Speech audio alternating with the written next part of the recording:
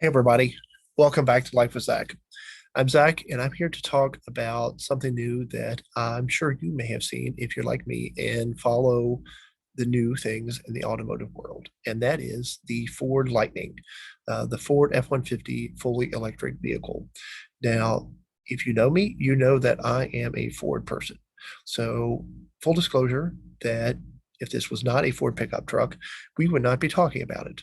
Um, I know there's a lot of others that are getting ready to come out, but I wanted to provide some information on why I'm excited that the Ford Lightning is coming out and why I maybe am thinking about getting one when it comes out next year.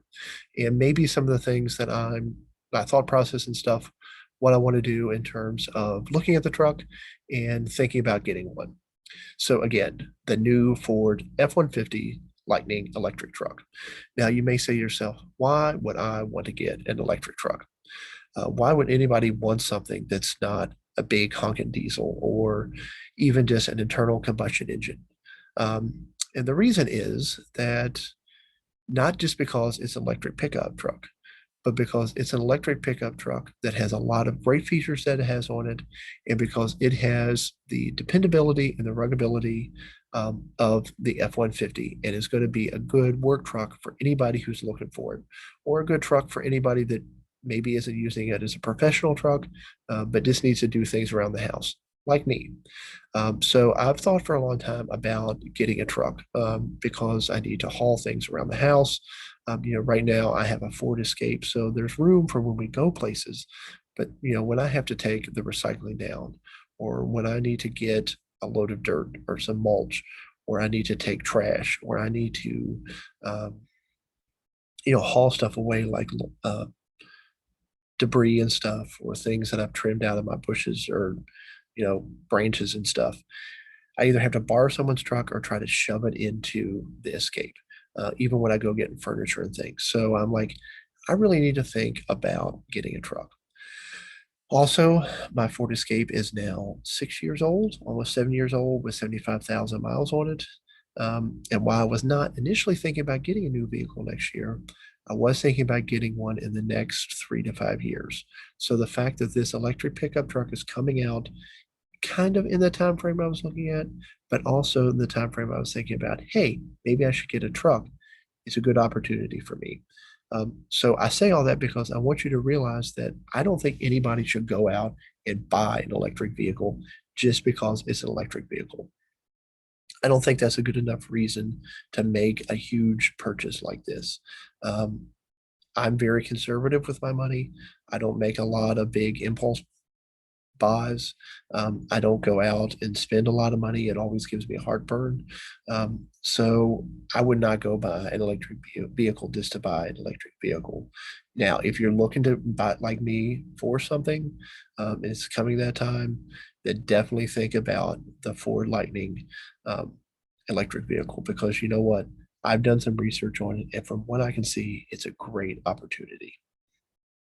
Also, just for full disclosure, I stole this picture from the Ford website that's in the background, just so you can see what the Lightning looks like. Hopefully they won't mind if they see this video. So what are the reasons that I think the Ford F-150 Lightning electric truck is going to be a good option if I'm going to get something new? The first one is, of course, the distance and the fuel that you save. Okay, so number one, the distance.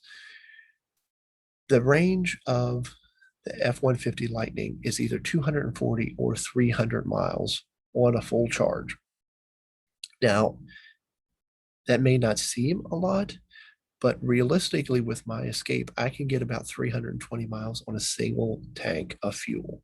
So if you're going to say that a Ford F-150 Lightning pickup truck is going to be able to go almost as far as my Ford Escape does on a tank of fuel, I'm definitely listening, because I know that a huge fuel tank in a regular F-150 or another pickup truck might be able to make that range, but it's going to take a whole lot more fuel than my Escape. While I know that the electric vehicle is going to take 0 gallons of gasoline. And just think, to me, I always think of the money that I can save by not having to get fuel, because I have some friends of mine, and I've who I've talked to and done other research to know that the money you put into charging an electric vehicle at home or on a fast charger somewhere, even if you have to pay someone for that, is nowhere near as much as you put into filling up a vehicle with gasoline or diesel fuel. You are definitely saving money that way. So going back to that distance, that is actually a really impressive distance, not only in comparison to my Ford Escape, but also to other electric vehicles. I know that some of them, like Teslas and stuff, their range goes to almost 400 miles, but I think like the median, halfway decent priced vehicle, of course, others are always going to have longer ranges if you're willing to pay more. But kind of the median vehicle is somewhere between that 300 and 400 mile range. Now, the one thing is you may say, well, if a Tesla's got a 350 mile range, that's obviously more than an F-150. But here's the big thing.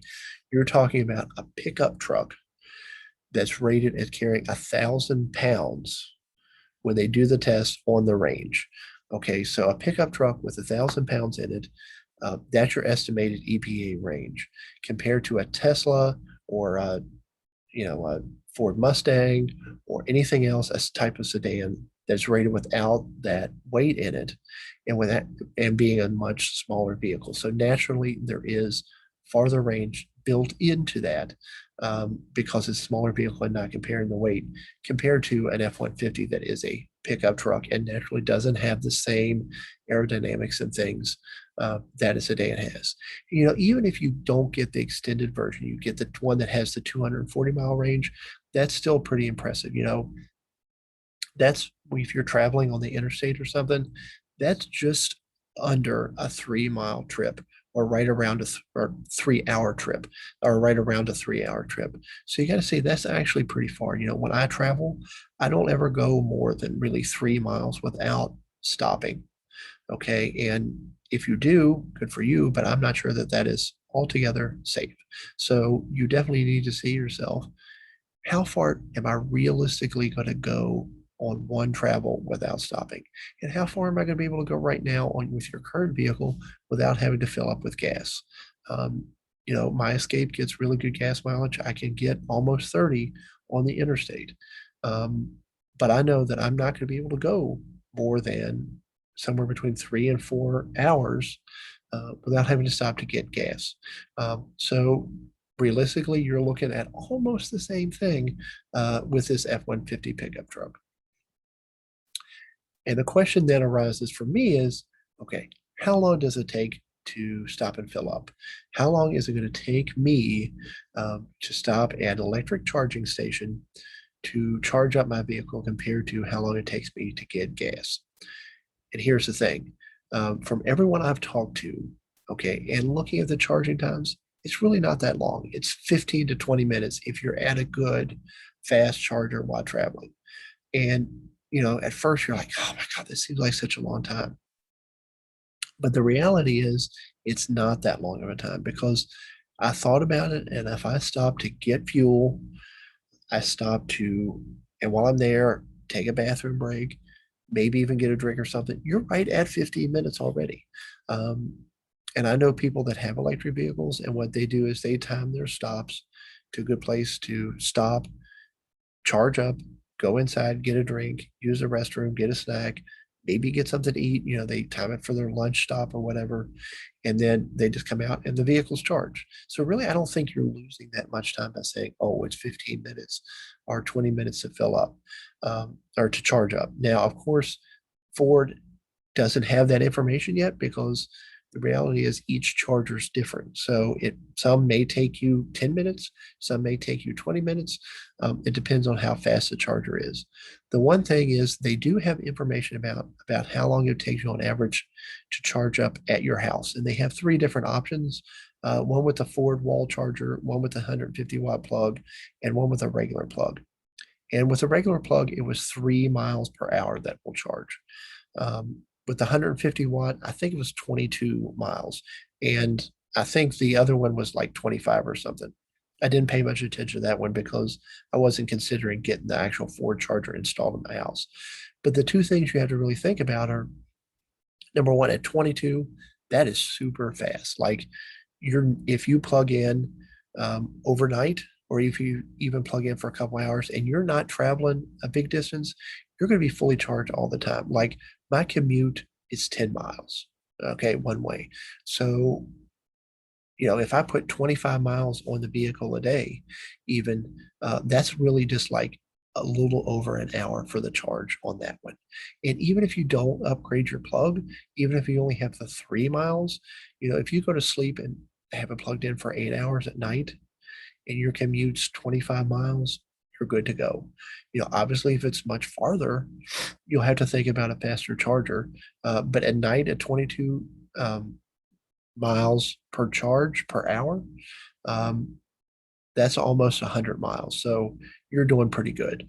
Um, so I don't think that would, for me at least, would not be an issue in terms of how long it takes it to charge, how long it takes to charge at night, how long it takes to charge while traveling. And again, that distance of 300 miles is really good. Now, the one thing I will add to that is I also saw some videos where they talked about you get much greater distance without that 1,000-mile load. So a video I watched, a guy was talking about that it was at 80% and was showing that he could go 360 more miles.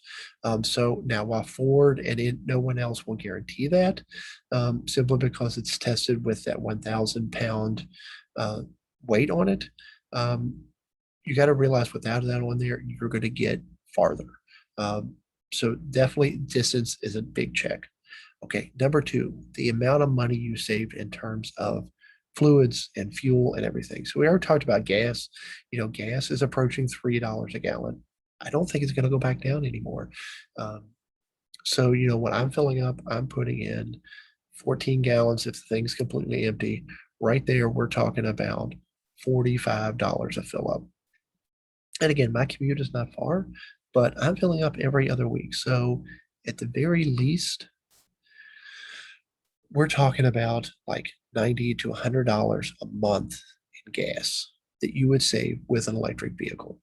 In addition, this is something I didn't think about until I started looking into it more and talking to people. You don't have to do anything in terms of oil or any other fluids except for windshield washer fluid. You don't even have a transmission because the vehicle doesn't have to cool the same way a gasoline powered vehicle does. So you don't have to worry about all those expenses. The 60 some dollars I pay every 3 to 4 thousand miles to get an oil change, I would no longer have to pay on an electric vehicle.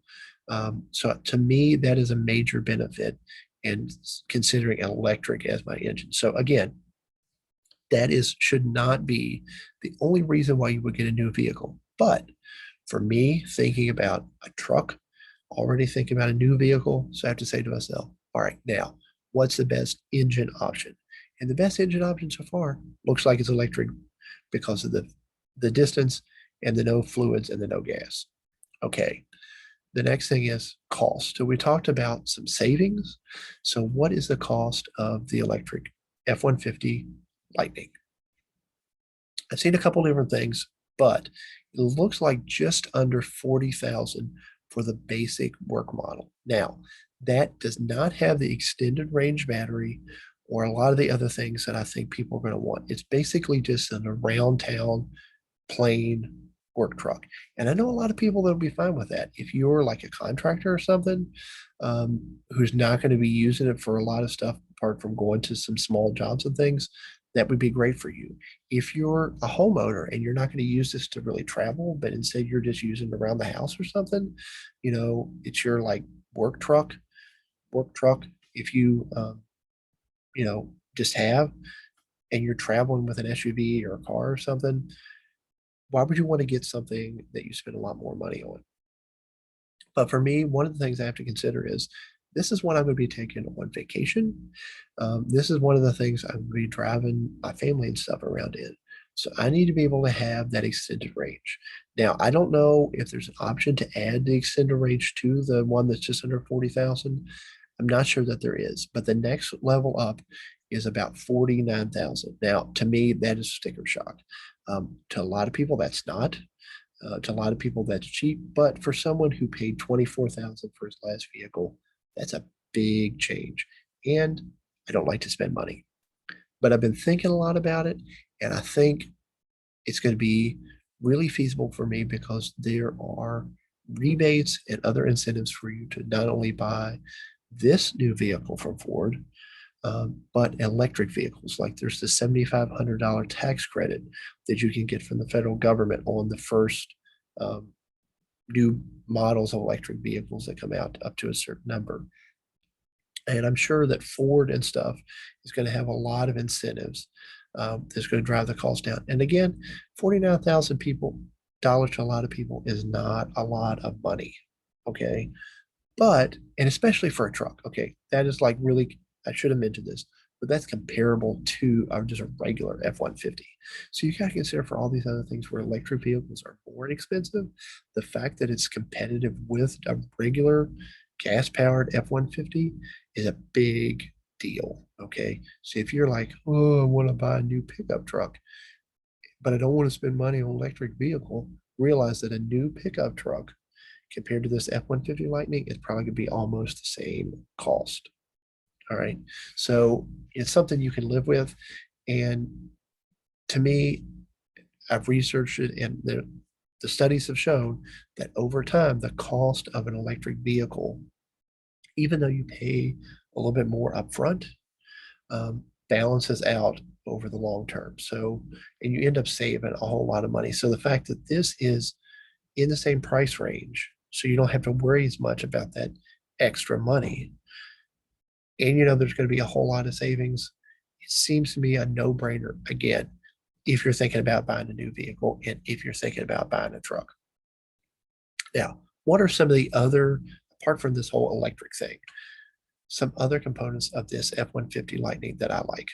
Okay. Number one, I like the weight that the truck can hold and the towing capacity.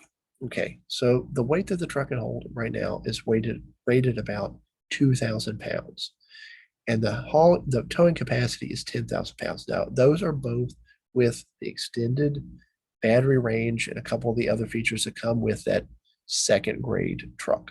Okay, but the thing I have to think about is if you're using this as a simple contract vehicle or a work truck for a family or something, there is probably little way you're going to ever haul more than 10,000 pounds while towing or have more than 2,000 pounds in the bed. Okay. If you're me, if you live in the suburbs, um, you know, I don't think that would ever happen. I could put a lot of stuff in the bed of the truck to get to 2,000 pounds. Now, if I was a farmer, if I was pulling equipment, if I was, construction person pulling equipment, I would have to seriously think about that because you know what? A piece of farm machinery probably weighs more than 10,000 pounds. Or if you're pulling a great big camper or, you're pulling a trailer with mowers on it, again, that might be more than 2,000 pounds.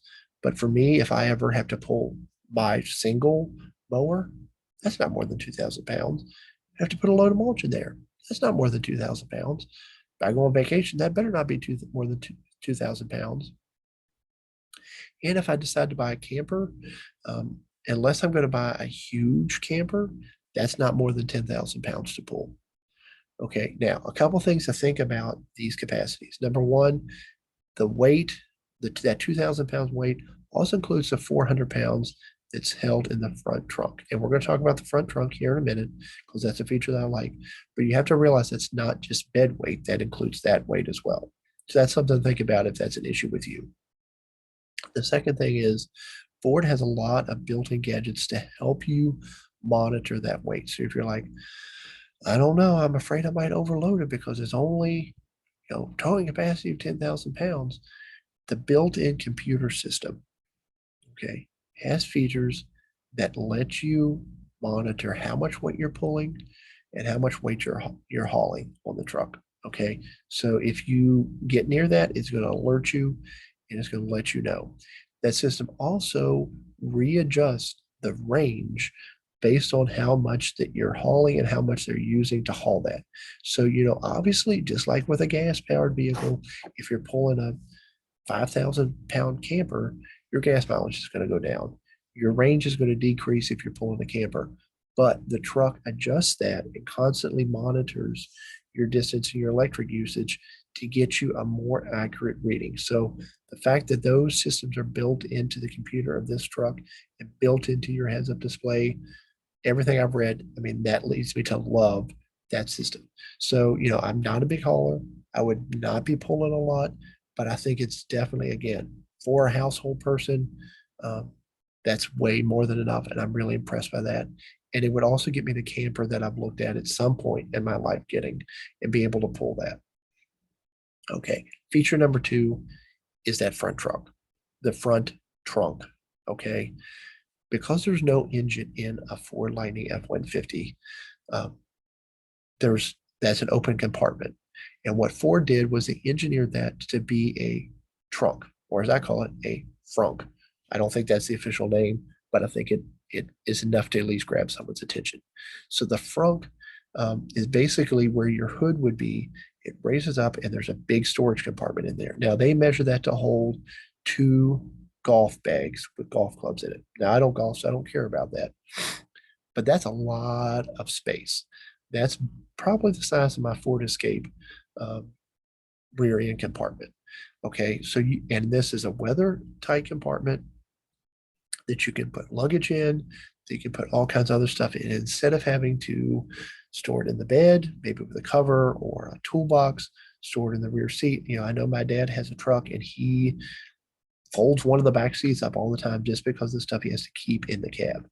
That would be completely eliminated with this because you would be able to put things like, if you carry a first aid kit or, blankets or disaster kit or luggage when you travel, could all go in there without having to worry about something happening to them on the bed. So I like the fact that this truck has built-in enclosed storage in a way that is really useful. Some trucks have those really narrow compartments in the side or whatever, but this has storage space in it. Now, also two cool things about what's up there. Number one, there are plugs. You can plug stuff in, so you can go tailgating using the front trunk of this truck. Okay, there's a bunch of plugs up there. It also has the mat is a built-in divider, so you can use that to divide off your space to keep stuff from rolling around. And it also has a drain in it. So they were talking about you can use this as like a cooler. You can wash it out.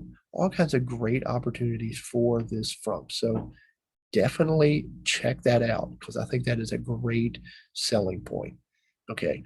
Another selling point is the fact that this vehicle can power your house. Yes. If it's charged up and it's plugged in and the power goes out in your house, it can power your house. Now, I think they say for up to 3 days with like 9 kilowatt hours or something. I don't know all the math with that, but that seems to be really impressive. That if you live in a disaster area, this truck can power your house. Now, for that also means this truck has a lot of external capability to charge things if I'm out working somewhere or I'm out trying to do something. If I want to go to a tailgate and use it to power a speaker, or I want to go somewhere and I need to power a saw, or I need to power a drill, or I need to charge something up. It has that capability of doing that. There's plugs in the bed. Again, there's plugs in the front. It has that capability. And I think that to me is just wonderful. Um, it's not the only reason I would buy this truck, but I think it has some added capability and it really, makes me want it even more.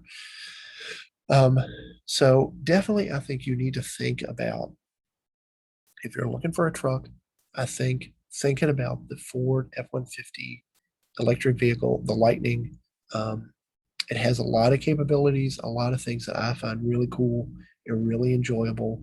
Um, and I think, a lot of people may be hesitant, especially if you're a truck owner now, to get an electric pickup truck. But from what I can tell from all the reviews, the outside people that have looked at this, you would not be disappointed.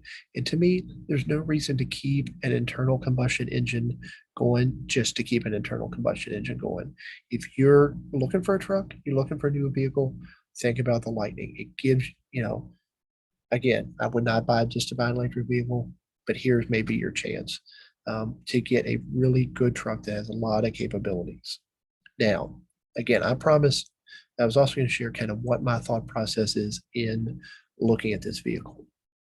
So right now it's June 2021.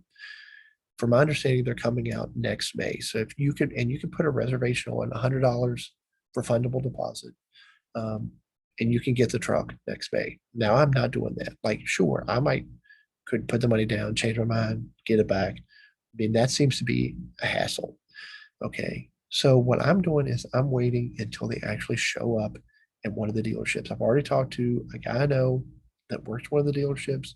When it comes in, he's going to let me know as soon as they have one I can come look at. I want to go up, look at it, test drive it, check out the features, because I may go up there and say, "Oh my God, I hate this thing. I don't want this," because I'm not buying a vehicle sight unseen, or I can't stand the fact that the seat is not wide enough, or the wheels look ugly, or really, I actually hate this computer screen, um, or it rides horribly. Um, so I want to be able to see it and go through it. So I'm going to wait till next May, see it and go through it, find out what all the rebates, incentives, and everything are, and what that ultimate price is going to look like. And you know what? If it's really good then and it's can afford it, I might buy it. But if it's not super duper good, if it's not like I have to take this opportunity now to save a whole lot of money, I'm then going to wait. I'm going to wait probably at least 6 months. And really in the winter of next year, seriously start thinking about it. Now, why am I waiting 6 months? Number one, so I can save up some more money, especially if I really know I want one. But number two, the bigger reason is to see if there are issues. Okay, I want there to be these trucks on the road. I want people to be using them while working. I want people to be driving with them. I want to go on vacation with them. And I want them to see, are there bugs? Are there things that they're finding now that there are thousands of these things on the road having been produced, having been driven? And if it goes 6 months and there's not a major failure in these, then I'm confident enough, I trust Ford enough that I think it's going to be a reliable vehicle and that I would be willing to make a purchase.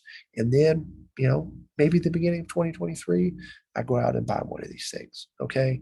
But that's my process for looking at these vehicles, kind of my timeline. And I think if you're going to go out and buy one of these, if you're really interested, maybe this video's convinced you, I don't know, that I want you to just definitely take your time and think through it. So just don't make some random impulse buy. Um, take the time, maybe follow the timeline that I've come up with and think it through. But you definitely need to think about and evaluate this truck, um, this electric F-150 Lightning, because I think it'd be a good opportunity for anybody who wants a truck. And I'm super excited about being able to take a look at it and maybe getting one sometime next year. So hope you liked this video. Hit like if you did, comment with any things, questions, feedback, whatever. I always love to hear it, and subscribe. There'll definitely be some other stuff coming out about this and other things, and look forward to sharing that with you. Have a great day.